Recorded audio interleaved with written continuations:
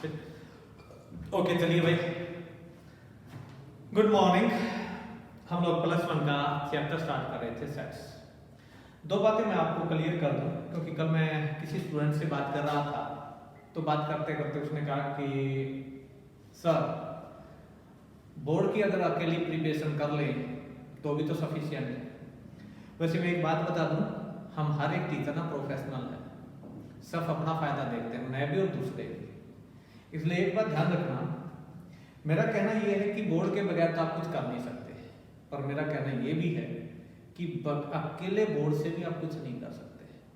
क्योंकि अगर आप ये सोचो कि 100% मार्क्स लेके 100 नंबर लेके और फिर कंपटीशन निकालोगे, तो मैं ये कहूँगा कि वो मैं हूँ या दूसरा, सब बेवकूफ़ी वाली बात कर रहा है। सिंपल सी बात, और इस बात पे मेरी बात पे मत जाना, क्योंकि परमात्मा ने आपको भी दिमाग दे रखा है और आंखें भी दे रखी है। आपके पास पड़ोस में जो बच्चे BSc MSc कर गए, स्वाभाविक उन्होंने बोर्ड की तैयारी बहुत अच्छी की होगी, एक आध के तो 100 नंबर भी होंगे। फिर अब क्यों SSC वगैरह वगैरह की कोचिंग लेते हैं, अकेडमी पे घूम रहे हैं? वो इसलिए घूम रहे हैं कि सही टाइम पे उन्होंने कंपटीशन की तैयारी की ही नहीं। मेरा मानना सिर्फ ये है कि आप अपना दिमाग लगाएं, अपनी आंखें खोल के देखें और ये चेक करें कि क्या अकेले बोर्ड के दम पे हम कंपटीशन निकाल सकते हैं। अब नॉर्मली टीचर क्या कहेगा कि देखिए IIT में ऐसा आया था, ये बोर्ड का ही है। बोर्ड की बुक से रिलेटेड 5 से 10% ही आता है, बाकी सारे का सारा बहुत हाई लेवल आता है। इसलिए कंपटीशन में एक प्रॉपर बुक्स या कंपटीशन की कोचिंग आपके लिए इतनी ही जरूरी हो जाती है, मेरी नजरों में इतनी ही जरूरी है जितना जिंदा रहने के लिए सांस लेना या फिर खाना खाना। और बाकी आप अपने एक्सपेरियंस से इधर उधर देख लें।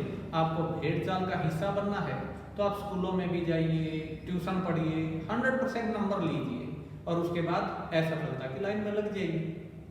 और यदि आपको भेड़ चाल का हिस्सा नहीं बनना है तो आप दिल लगा के 2 साल बोर्ड की प्रिपरेशन के साथ साथ हर हाल में कंपटीशन की तैयारी कीजिए, क्योंकि तब चांसेस बन जाते हैं आपके सक्सेस होने के थोड़े से ज़्यादा। इसलिए ना मेरी बात पे यकीन करना, ना किसी दूसरे टीचर की बात पे यकीन करना, सब प्रैक्टिकली आंखें खोल के परमात्मा के दिए हुए दिमाग को यूज करके, अपने सराउंडिंग चेक करके, सराउंडिंग देख के, सराउंडिंग सोच के, और तब देखना कि क्या कंपटीशन की कोचिंग जरूरी है या नहीं, यानी कि कंपटीशन करना जरूरी है या नहीं है, या अकेले बोर्ड से सब कुछ हो रहा है। मेरा तो कहना सिर्फ इतना सा है, जो बच्चे BSc MSc कर रहे हैं वो भी SSC वगैरह वगैरह की कोचिंग लेते हैं, आप सड़कों पे दर दर भटक रहे हैं। वो इसीलिए भटक रहे हैं कि उन्होंने सही प्रॉपर टाइम पे सही काम किया ही नहीं। बाकी आपकी मर्जी है। हम लोग तो बोर्ड प्लस कंपटीशन ही करवाएंगे, बोर्ड के बगैर हम कंपटीशन करवा नहीं सकते। इसलिए ये सच्ची है और ये साथ साथ ही होता है, उसके बाद टाइम नहीं लगता। इसलिए आप स्टार्ट करते हैं सेट्स और उम्मीद करते हैं आपको समझ में आएगा, और समझ में ना आए ऐसा सवाल ही पैदा नहीं होता। अगर आपको बेसिक आपका मैथ बेसिक 10th में भी कमजोर हो, पर इस बात की गारंटी है कि जिस ढंग से समझाएंगे वो समझ में आएगा। दूसरी बात, जितनी थ्योरी लिखवाएं वो थ्योरी सारी की सारी नोट कीजिए उसी ढंग से और उसको बार बार रिवाइज कीजिए, ताकि वो कंसेप्ट आपको क्लियर हो जाए और याद हो जाए। समझ में? जैसे कई बार पहले डायरेक्ट क्वेश्चन आ जाते थे IIT में जो बोर्ड बेस्ड। अब जैसे मान लो पहले क्वेश्चन कैसे आता था, पहले क्वेश्चन कई बार ऐसे आ जाता था, find the value of log tangent degree plus log tangent 2 degree plus up to log of tangent 90 degree, approximately या 89 डिग्री या 90 डिग्री, अप्रोक्सीमेटली इस टाइप का क्वेश्चन आ जाता है। तो इसको हम डायरेक्टली सॉल्व कर लेते थे, 90 तक भी चला जाएगा प्लस log of 90 डिग्री। तो लगता होता था अरे यार ट्रिग्नोमेट्री का ही है। सही बात है, ट्रिग्नोमेट्री का बड़ा आसान सा क्वेश्चन है, जिसको भी लॉगरिथम की थोड़ी सी भी बेसिक नॉलेज थी वो इजीली इसको सॉल्व कर देगा।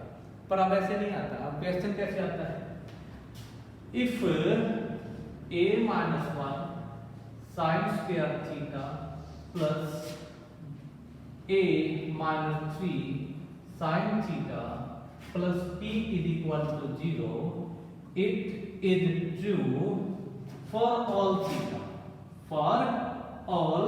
theta, then find the value of find a and p। मतलब है तो ये भी ट्रिग्नोमेट्री का ही, और ट्रिग्नोमेट्री का ही कंसेप्ट है। ट्रिग्नोमेट्री का इक्वेशन और ट्रिग्नोमेट्री का ही कंसेप्ट है। अब देखने में तो लगा यार ट्रिग्नोमेट्री का है, पर जो बच्चा सब कोड की प्रिपरेशन किए हुए हो शायद इसको तो सॉल्व कर लेगा जो आदम के जमाने में आता था, पर इसको सॉल्व नहीं कर पाएगा अकेले बोर्ड की कोचिंग वाला बच्चा। यानी कि वो जब तक कंपटीशन के कंसेप्ट पे नहीं गया होगा, यानी कि जो डेप्थ में और हाई लेवल तक नहीं गया होगा, वो इस क्वेश्चन को डायरेक्टली सॉल्व कर ही नहीं सकता, जबकि क्वेश्चन तो आपके ट्रिग्नोमेट्री का ही है। इसलिए अगर कोई टीचर ये कहता है या कोई भी बंदा आपके साथ कि बोर्ड की प्रिपरेशन सॉलिड कर लो, कंपटीशन अपने आप में कर जाएगा, तो मैं ये कहूंगा कि ऐसे बहुत से एग्जाम्पल हैं इस दुनिया में जिनके मैथ्स में 100 के 100 नंबर हैं, पर कंपटीशन में कभी 100 में से 20 भी नहीं आए। इसलिए दोनों का फील्ड, दोनों की प्रिपरेशन एक अलग ढंग से होती है। इसलिए हम लोग क्या करते हैं, हम बोर्ड से शुरू करवा के कंपटीशन पे खत्म करते हैं और धीरे धीरे दोनों एक साथ आराम से हो जाते हैं, ना बर्डन भी फील होता। क्योंकि जब हम छोटी सी बात बता रहे थे उसी के साथ साथ ये इंक्लूड कर देते होते हैं और बच्चे को फील भी नहीं होता कि उसने कंपटीशन का भी साथ साथ ही कर लिया। इसलिए जैसा आपको लगे और जैसे आपकी सराउंडिंग जैसे आप करो, क्योंकि भविष्य तो आपको बनाना है। अब मेरे कहने से थोड़ा आप अपना भविष्य के बारे में सोचोगे, आप अपने ढंग से सोचोगे। इसलिए जो आपके ढंग से आपको अच्छा लगे वही करें। मेरा काम तो सब ईमानदारी से इतना बताना था, जिंदा रहने के लिए अगर खाना खाना जरूरी है तो पढ़ते हुए कंपटीशन का होमवर्क या कंपटीशन करना भी, कंपटीशन की तैयारी करना भी उतना ही जरूरी है। अदरवाइज बेशक 10th के बाद छोड़ दें क्लासेस, कोई फर्क नहीं पड़ता। अनपढ़ रहना 10वीं के बाद और बगैर कंपटीशन की तैयारी करना मेरी नजरों में दोनों सेम है। दूसरी बात, अकेले बोर्ड की प्रिपरेशन से कभी कंपटीशन क्लियर नहीं होते। 99% के जो बोर्ड गिफ्टेड हो उसके बारे में हम बातें कभी नहीं करते। चलिए आज अपना टॉपिक स्टार्ट करते हैं, सेट्स। और कल भी थोड़ा सा डिस्कस किया था, आज भी ये जस्ट अभी थ्योरी करवा रहे हैं, अभी तक बोर्ड के उस पे आपके एक्सरसाइज पे नहीं जाएंगे। धीरे धीरे ये सारी बातें जो मैं बताता रहा वो नोट करनी है और नोट करके उनको बार बार रिवाइज करना है, अपनी फेयर कॉपी बनानी है। चलिए स्टार्ट करते हैं। हम बात कर रहे थे सेट्स की। सेट्स किसकी बात की? सेट्स। अब सेट्स में हम बात करते थे, इससे पहले थोड़ी सी दो बातें, वैसे हम कल बात कर चुके हैं, फिर भी दो बातें क्योंकि मुझे पहुंचना फाइनली आपकी बुक पे ही है। सेट्स की हमने डेफिनेशन की बात की थी कि ए वेल डिफाइंड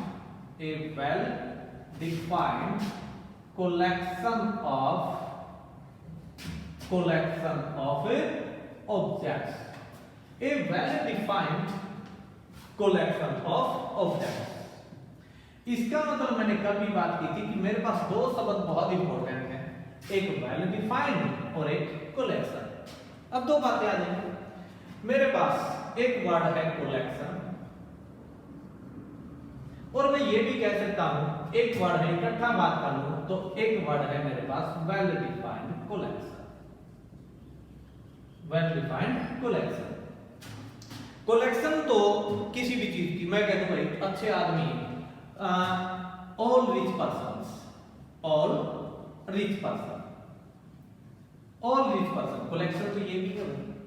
ये अगर मैं ये कह दूं best player of India, best player of India, भाई कलेक्शन तो ये भी है भाई, best player of India collection तो ये भी है।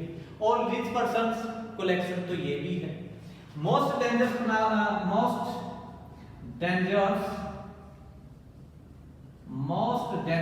एनिमल भाई कलेक्शन तो ये भी है। यानी कि अगर मैं इसकी बात करूंगा तो ये भी मेरे पास एक क्या है, कलेक्शन। और अगर बात करूं मैं वेल डिफाइंड कलेक्शन की, तो वेल डिफाइंड कलेक्शन में 1 2 3 ये कुछ एलिमेंट ले लीजिए, तो ये वेल डिफाइंड कलेक्शन ये भी है। अगर मैं कह दूं सचिन तेंदुलकर और मोहम्मद अजहरुद्दीन और आपके कोहली में, और कलेक्शन ये भी भाई, कलेक्शन ये भी है और कलेक्शन ये भी है। अब दोनों कलेक्शन में मैंने कहा ये कुछ नेचुरल नंबर की कलेक्शन है, यहां कहा मैंने कुछ क्रिकेटर की कलेक्शन है, मैंने कहा अमिताभ बच्चन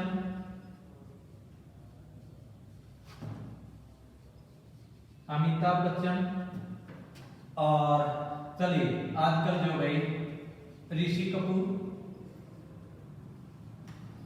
मैंने कहा कलेक्शन, ये मैंने कुछ फिल्म स्टार्स के नाम लिख दिए, कलेक्शन ये भी है। फिर दोनों कलेक्शन में फर्क क्या है? ये कलेक्शन है all rich persons, best player of India, most dangerous animals, ये भी कलेक्शन है। और यहाँ पर भी कलेक्शन का, यहाँ कलेक्शन में कहा भाई ये कलेक्शन ऑलनेस, ये कलेक्शन नेचुरल नंबर की है, ये कलेक्शन इंडियन क्रिकेटर की है, ये कलेक्शन फिल्म स्टार्स की है। कलेक्शन दोनों है। फिर दोनों में फर्क क्या है? जैसे आपने यहां कहा था ऑल रिच पर्सन्स, अब भाई ऑल रिच पर्सन्स, अब पहली तो बात तो ये कि ऑल रिच पर्सन्स कौन अमीर है और कौन नहीं, आप किसे अमीर कहोगे और किसको अमीर कहोगे, ये वेल डिफाइंड नहीं है। कारण क्योंकि ये अपनी सोच पे डिपेंड करता है। कई बार एक बहुत बड़े करोड़पति को भी हम अमीर नहीं मानते, कह देते यार दिल से बड़ा करिए, यानी कि ऐसी कोई डेफिनेशन नहीं जो ये बात प्रूव कर सके कि ये अमीर है। हाँ डेफिनेशन है। अगर मैं ये कहता, क्या अगर मैं कहता मिलेनियर्स ऑफ इंडिया, जैसे मैं कहूं आपके पास टाटा, आपके पास मैं कह दूं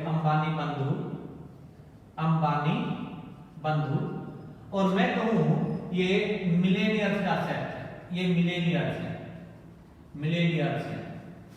अब देखिए दोनों में, यहां का ऑल रिच पर्सन्स और मैंने कहा ये वेल डिफाइंड कलेक्शन नहीं है।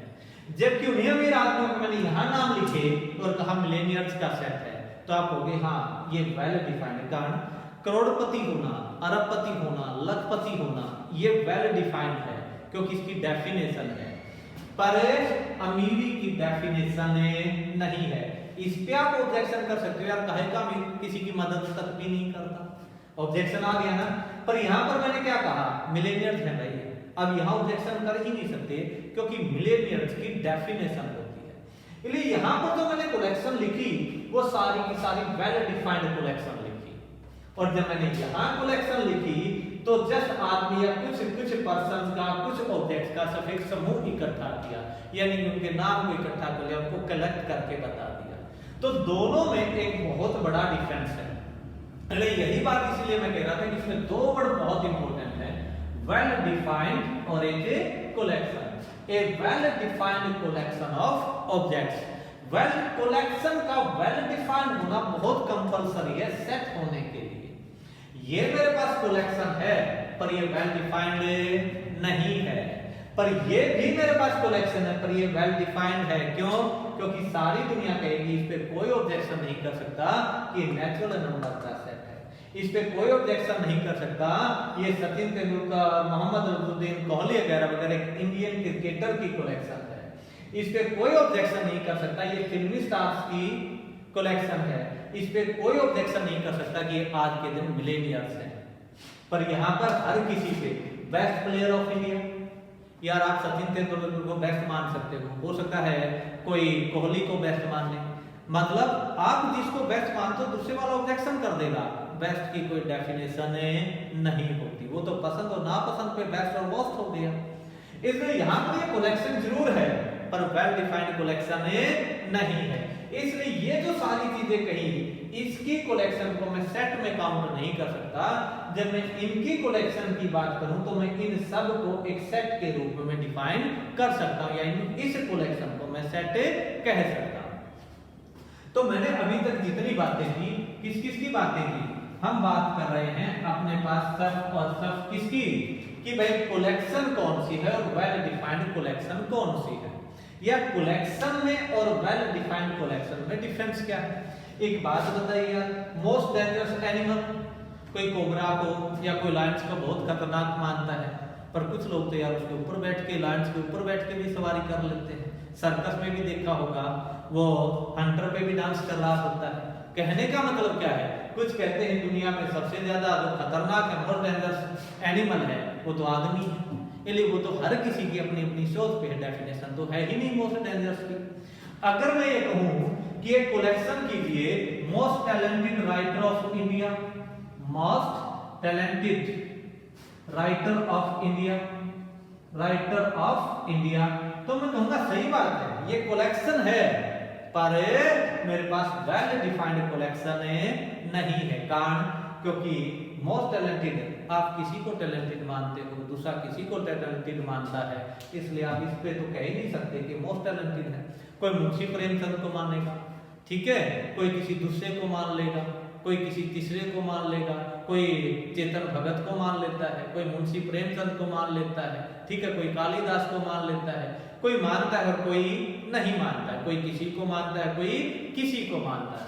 इसलिए आप इसमें भी कुछ बातें नहीं कर सकते। मतलब ये कह सकते हो कि कलेक्शन है, पर ये नहीं कह सकते कि वेल डिफाइंड कलेक्शन है। इसलिए दोनों में बहुत बड़ा डिफरेंस है। क्लियर? यानी कि कलेक्शन होके भी सेट हो, इस बात की कोई गारंटी नहीं है। कलेक्शन होके अगर वेल डिफाइंड कलेक्शन है तो पक्की बात है, फिर वो क्या कहलाता है? सेट कहलाता है। अब थोड़ा सा आगे बढ़ते हैं। जब हम सेट पे जाते हैं, ये सब बातें आपको नोट करनी है, राइट डाउन जरूर करनी है, और इनको बार बार आपको रिवाइज भी करना है ताकि आप सेट बहुत बेसिक लेवल से समझ पाए। दूसरी बात, इसके बाद हम कहते हैं यार रिप्रेजेंटेशन और नोटेशन। जब हम रिप्रेजेंटेशन करते हैं तो all sets are represented by capital letters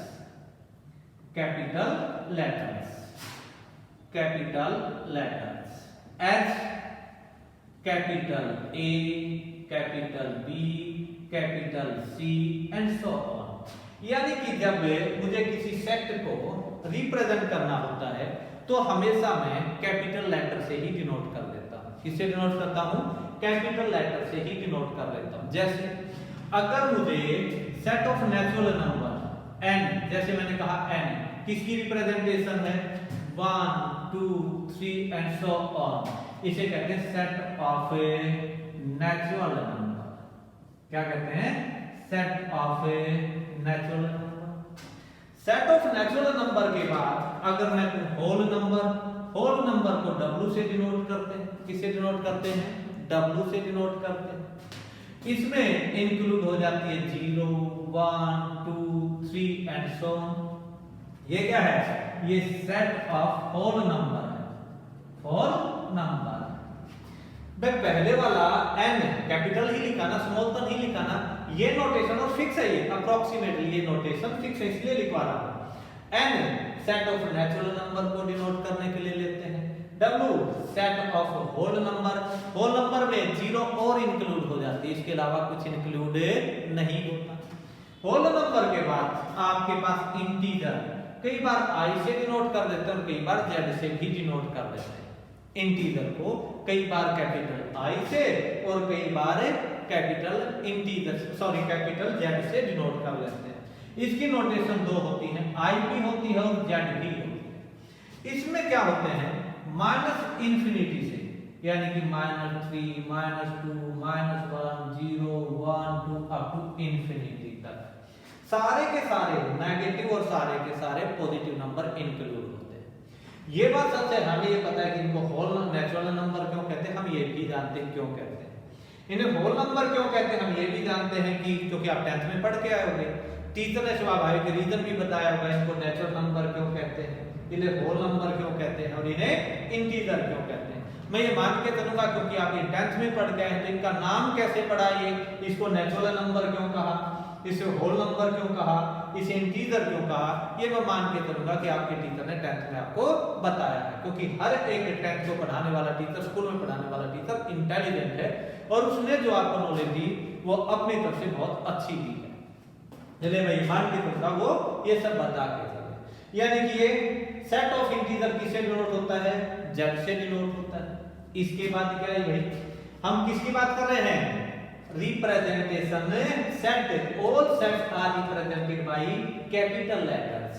okay, अब कल थोड़ा सा आगे बढ़ते हैं। ये नेचुरल नंबर हो गया, ये होल नंबर हो गया, सेट ऑफ इंटीजर यानी कि इंटीजर हो गए। इंटीजर के बाद मेरे पास आता होता है रैशनल नंबर। क्या आता है? Rational number, RATIONAL, rational number. Rational number को मोस्टली Q से डिनोट करते हैं। किससे डिनोट करते हैं? क्यू से। अब रैशनल नंबर होते कौन से हैं? रैशनल नंबर की एक बात हमेशा ध्यान रखना, रैशनल नंबर वो सारे के सारे नंबर होते हैं, पहली बात उनमें होती है कि भाई p बाई क्यू फॉर्म में होने चाहिए। पहली बात क्या होनी चाहिए? p बाई क्यू फॉर्म में होनी चाहिए। दूसरी कंडीशन उनमें ये होती है हर हाल में वो किसी भी कीमत पे डिनोमिनेटर जीरो नहीं होना चाहिए, क्योंकि डिनोमिनेटर जीरो हुआ तो 10th के टीचर ने भी बताया था रिजल्ट नॉट डिफाइंड हो जाता है। इसलिए जिसकी वैल्यू का ही ना पता उसे नंबरिंग सिस्टम में काउंट कैसे करें? ठीक है, वो तो जैसे नोटेशन बन जाती है।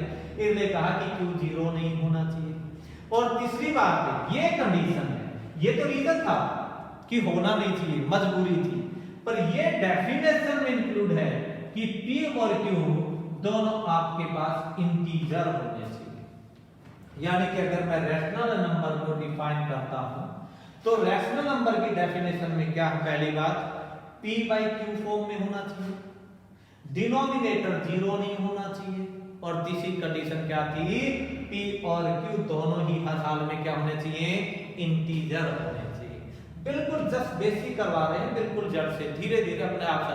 ये सारी चीजें नोट करनी है आपको, कहीं हवा में ले जाओ, क्योंकि आगे काम नहीं है। किसमें होना चाहिए? p बाई क्यू फॉर्म में, q जीरो नहीं होना चाहिए, p और q इंटीजर होना चाहिए। अब बारीक क्वेश्चन रेज होता है, इसका मतलब क्या 1 है जो नेचुरल नंबर है, क्या वो रैशनल नंबर है? 1 है जो मेरे पास नेचुरल नंबर है, क्या वो रैशनल नंबर है? यस। अब आ जाइए, 1 is a rational number also, rational number also. 2 is a rational number also. कैसे भाई? 1 को 1 बाई एज, कैसे? एज ए 1 को लिख सकते हैं भाई 1 बाई, आगे लिखा एज 1 लिखा जा सकता है 1 बाई 1, 1 को 1 बाई 1 लिख सकते हैं, रिजल्ट सेम आएगा। 2 को भी लिख सकते हैं 2 बाई 1, देखोगे ना p बाई क्यू फॉर्म में, ये भी p बाई क्यू फॉर्म है, और नीचे वाला डिनोमिनेटर जीरो भी नहीं है, और दोनों ही इंटीजर से बिलोंग भी करते हैं, यानी कि डेफिनेशन को कंप्लीट सेटिस्फाई कर रहे हैं। इसलिए हर हाल में आपके पास क्या है? इंटीजर है। एक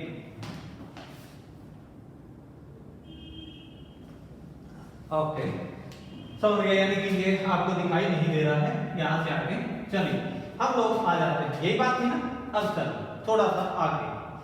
अब बात हुई ना कि 1 रैशनल नंबर है, मैंने कहा 2 भी रैशनल नंबर है। कैसे भाई 1 रैशनल नंबर कैसे है? क्योंकि 1 को मैं लिख सकता हूं 1 बाई 1 में। 1 को क्या लिखा? 1 बाई 1 में, तो रैशनल नंबर है, कारण डेफिनेशन को सेटिस्फाई कर रहा है कि p बाई क्यू फॉर्म में भी लिखा गया। डिनोमिनेटर जीरो भी नहीं है, डिनोमिनेटर और न्यूमरेटर दोनों इंटीजर भी है। 2 की बात कर लूं तो 2 को भी लिख सकते हैं 2 बाई 1 में, अब वो भी डेफिनेशन को सेटिस्फाई कर रहा है। इसका मतलब क्या हुआ? इसका मतलब ये हुआ कि ये जो सारे के सारे नेचुरल नंबर हैं, या सारे के सारे होल नंबर हैं, या वो सारे के सारे वो इंटीजर हैं, वो सारे के सारे एक्चुअली में रैशनल नंबर भी क्या है? रैशनल नंबर भी हैं। समझ आई? इसलिए क्योंकि हर एक नंबर को मैं किस में लिख सकता हूं? p बाई क्यू फॉर्म में लिख सकता हूं। इसलिए नेचुरल नंबर भी आपके पास रैशनल नंबर है, पर सारे रैशनल नंबर नेचुरल नंबर नहीं होते। कैसे? जीरो रैशनल नंबर तो है पर नेचुरल नंबर नहीं है। उसी तरीके के सारे होल नंबर रैशनल हैं, पर सारे रैशनल होल नंबर नहीं होते। ये जो मैं बोल रहा हूं ना, ये बातें भी आपको नोट करनी है कॉपी में, जो बोल रहा हूं ये भी नोट करनी है। समझ आई? यानी कि सुन के वीडियो को पॉज करके फिर लिखना, फिर आगे सुनना कि सारे के सारे होल नंबर क्या है आपके पास? रैशनल हैं, पर सारे के सारे रैशनल होल नहीं है। एग्जांपल भी साथ में देना। कैसे भाई? मैंने कहा होल नंबर रैशनल है पर रैशनल होल नंबर नहीं है। कैसे? -2 रैशनल नंबर तो है, रैशनल नंबर तो है, पर किसी भी कीमत पे ये होल नंबर नहीं है।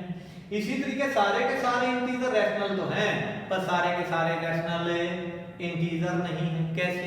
1/2 रैशनल नंबर तो है, 1/2 रैशनल नंबर तो है पर वो इंटीजर नहीं है। समझ आ गई? इसलिए जो रैशनल, इसलिए हम ये कहते हैं नेचुरल नंबर से बड़ा होल नंबर है, होल नंबर से बड़ा इंटीजर है और इंटीजर से बड़ा नंबर सिस्टम में रैशनल है।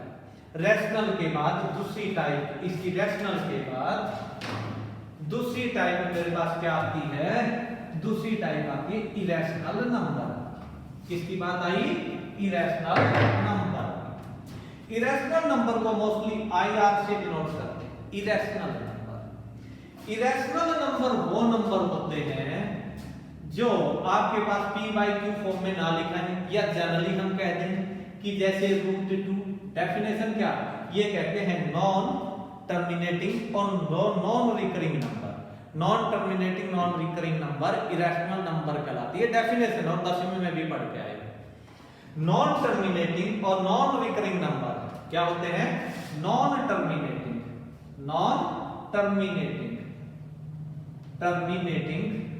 And non recurring numbers are called irrational number. Irrational number as अगर लिखना चाहोगे तो √2, √3, √5 एंड सो इस टाइप के नंबर जिनका आप जैसे इरेशनल नंबर में डिवाइड करने वाले भी नंबर, जैसे 22/7 22/7, यानी ये नहीं कि अनरूट वाले ही होंगे, p/q फॉर्म वाले भी हो सकते हैं, p/q फॉर्म वाले भी हो सकते हैं। याद रखना, क्योंकि डेफिनेशन ये मैं बार बार कह रहा हूं कि डेफिनेशन के अकॉर्डिंगली ही ये डिसाइड होगा कि नंबर किस कैटेगरी में आएगा।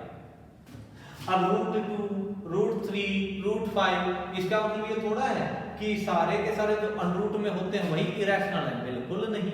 22/7 एक इरेशनल नंबर है जिसको आप पाई से डिनोट करते, पाई की वैल्यू जिसको काउंट करते थे। ये सारे के सारे क्या हैं? इरेशनल नंबर है। क्यों है? क्योंकि ये नॉन टर्मिनेटिंग भी है और नॉन रिकरिंग भी है, यानी कि जब मैं डिवाइड करना स्टार्ट करूंगा तो रिपीटेशन भी नहीं आती और ये वहां से आसानी से कहीं जाके स्टॉप भी नहीं करता पॉइंट के बाद कि 10-20 से पॉइंट के बाद ये स्टॉप कर जाता हो, यानी कि पूरा डिवाइड हो जाता हो, ऐसा भी नहीं है।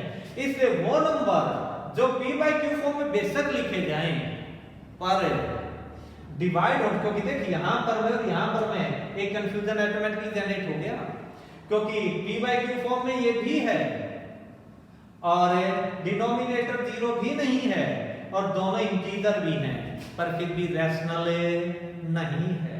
इसलिए ये थोड़ी सी जो बातें, जो थोड़ा सा गैप है ना, ये आपको समझना पड़ेगा कि आंख बंद करके किसी भी नंबर को p/q फॉर्म में है और आंख बंद करके कह दें कि वो रैशनल है तो भी गलत है। उसके साथ साथ ये भी कंडीशन होती है उसमें कि p/q फॉर्म में तो लिखा जाए, पर p/q फॉर्म में लिखे जाने का मतलब क्या होता है कि वो p/q फॉर्म में ही रुके, मतलब पॉइंट के बाद उसकी रिप्रेजेंटेशन ना बन पाए। अगर पॉइंट के बाद कुछ डेसिमल के बाद अगर रिपीटेशन आ गई तो उसको पॉइंट में रिप्रेजेंट किया जाएगा, और जिसको पॉइंट में रिप्रेजेंट किया गया वो आपके पास इरेशनल नहीं है, वो जस्ट रैशनल है। समझागी समझागी पॉइंट के बाद जो लिखा गया वो क्या है? वो सब पॉइंट के बाद लिखा गया तो रैशनल है, इरेशनल नहीं। रैशनल की कंडीशन, इसलिए जब हम रैशनल चेक कर रहे होते हैं तो दिमाग में ये भी रखते हैं कहीं यार रैशनल कह दूं और बाई चांस इरेशनल तो नहीं है, तो ये थोड़ा सा डिवीजन पे भी ध्यान रखा जाता है। समझ गई? तो ये टाइप ये नंबर क्या कहलाते हैं? इरेशनल नंबर कहलाते हैं। इरेशनल नंबर के बाद आर से डिनोट होते हैं रियल नंबर। कौन से डिनोट होते हैं? Real number. ये सारे के सारे मिला लो, पहले वाले जितने भी थे वो सारे के सारे मिला के क्या कहलाते हैं? सारे के सारे, यानी कि रैशनल, इरेशनल, ये सारे जब मिले तो मिलके एक नंबर सिस्टम बना और उस नंबर सिस्टम को कहा रियल नंबर। सारे इंक्लूड हैं, 1b, 2b, √2b, 22/7 और ये सारे के सारे। 2/3 लिखना है, 2/3b, 3/2, ये सारे के सारे सब मिला के जो नंबर बने, नेगेटिव भी हो सकते हैं, पॉजिटिव भी हो सकते हैं, सारे मिला ये सारे के सारे मिला के क्या कहलाते हैं? रियल नंबर कहलाते हैं। क्या कहलाते हैं? रियल नंबर कहलाते हैं। और इन्हें भी कैपिटल लेटर आर से ही डिनोट करते हैं। और ये सारे के सारे वेल डिफाइंड हैं क्योंकि इन सब की डेफिनेशन फिक्स है। इसलिए ये जो कलेक्शन लिखी है ये सारी की सारी वेल डिफाइंड कलेक्शन लिखी है। समझ में आ गई? ओके, अब थोड़ा सा हम आगे बढ़ते हैं रियल नंबर के बाद। ये नंबर सिस्टम मींस अगर मुझे रिप्रेजेंट करना था सेट को तो किससे रिप्रेजेंट किया? मैंने रिप्रेजेंट किया कैपिटल लेटर से। अब थोड़ा सा आगे बढ़े। Set representation of a set. आगे बढ़े। Representation of a set. पहली बात क्या लिखी थी? They are represented by capital letters. लिख ली। एज क्या था example? A B C and so. दूसरी बात एक और होती है स्पेसिफिक रिप्रेजेंटेशन, यानी कि आइडेंटिटी कैसे? मैं कहता हूं इसको हमेशा इस कलेक्शन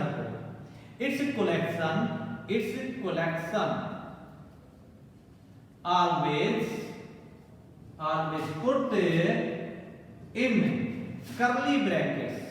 कौन से? curly brackets, brackets. मतलब ये जो रिप्रेजेंटेशन, ये जो कलेक्शन है ना, जो ये नेचुरल नंबर की या वगैरह की हमेशा कर्ली ब्रैकेट्स के अंदर लिखी जाती है। किस में लिखी जाती है? Curly brackets.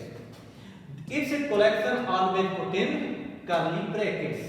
ब्रैकेट्स तो आप ये भी था, ब्रैकेट्स आपके पास ये भी था, पर ये दोनों इसमें यूज नहीं किए जाते। ये दोनों यूज नहीं कर सकते, यानी कि ओपन ब्रैकेट्स है, ये क्लोज ब्रैकेट्स है, पर दोनों को हमें सेट को रिप्रेजेंट करते हुए दोनों ब्रैकेट्स यूज नहीं किए जा सकते। इस बात का ध्यान रखना। क्लियर ना?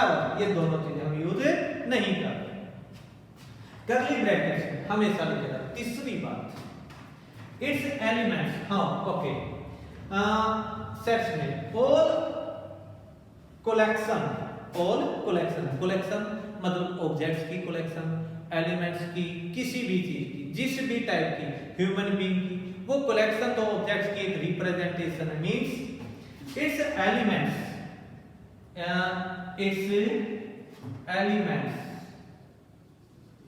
आर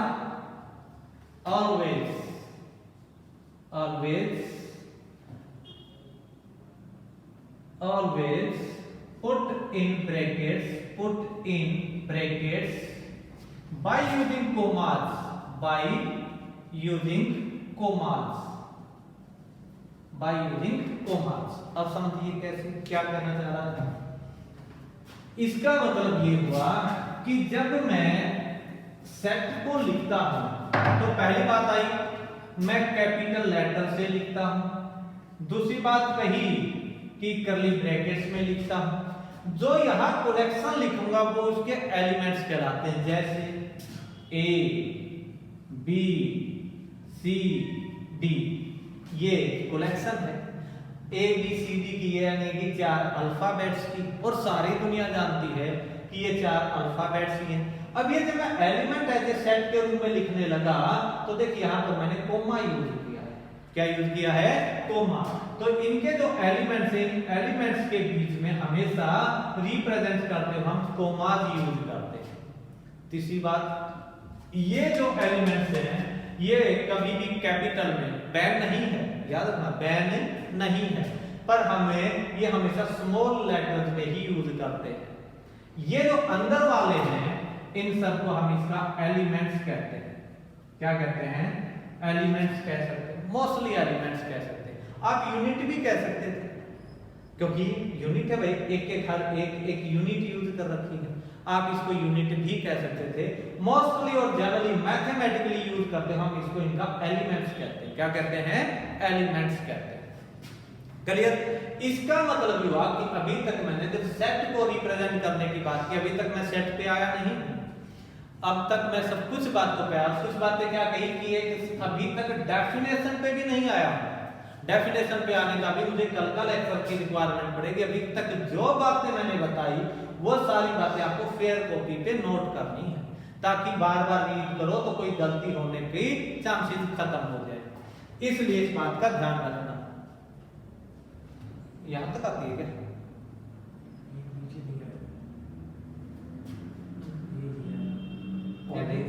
ऑलवेज के बाद नहीं आया है। ऑलवेज के वो जो लिखा हुआ है ना नीचे, इट्स एलिमेंट्स आर ऑलवेज, हाँ इसके नीचे नहीं आया हुआ है। ये नहीं आता बाय यूजिंग कॉमा, ये नहीं आता by using commas, brackets by नहीं आ रहा। यहाँ भी नहीं आता, तो यहाँ तक भी आपके कैमरा में नहीं आता।